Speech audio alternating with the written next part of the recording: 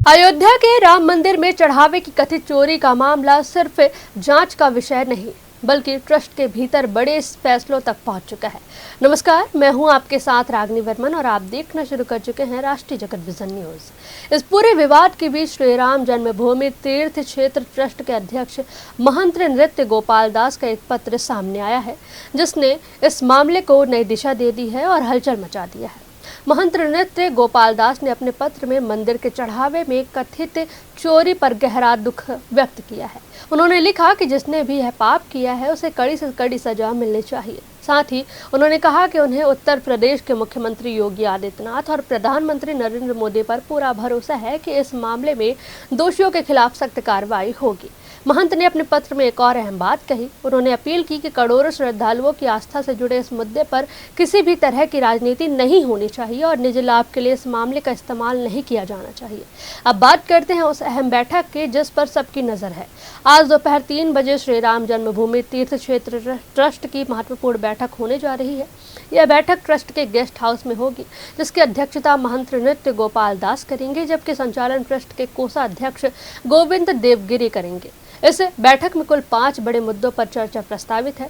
सबसे बड़ा मुद्दा है पूर्व महासचिव चंपत राय और ट्रस्टी अनिल मिश्रा के इस्तीफों पर फैसला।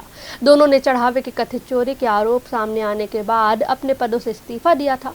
बैठक में दोनों को अपना पक्ष रखने का अवसर दिया जाएगा, जिसके बाद ट्रस्ट बहुमत से निर्णय करेगा कि इस्तीफे स्वीकार किए जाएं या नहीं। दूसरा अहम एजेंडा एसआईटी की प्रारंभिक जांच रिपोर्ट की समीक्षा है।